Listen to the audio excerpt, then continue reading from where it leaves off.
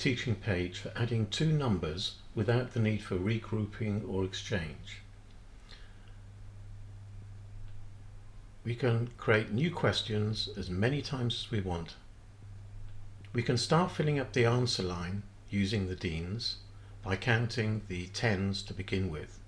So we can see we've got 4, 1, 2, 3, 4. And then we can start to add the units. There are 6 on the left. Click on the grey pen. 1, 2, 3, 4, 5, 6. And then the 1 on the right. And so we've got 7. So altogether we have 47. We enter the number using the calculator, then click on the number line. What happens if you display too many columns? You can reset. What happens if you display too many units? Simply click on them again until you have enough, or you can start again. Let's now go to the teaching page where the addition needs regrouping or exchanging. And again, we can randomize the questions as often as we want. We have 4 tens in the first number, and we have 3 tens in the second number.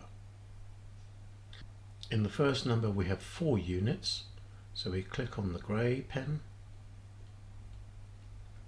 and we have 4, 5, 6, 7, 8 in the second.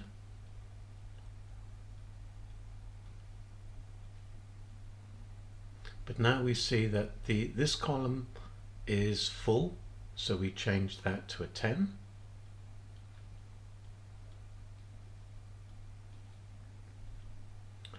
And we can now see that we've got 82.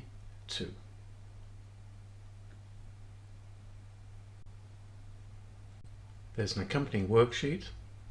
When you click on the blue button, you have addition up to 100 with no exchange or regrouping. And on the yellow button, you'll have questions where the addition requires regrouping. Answers are provided on the second page.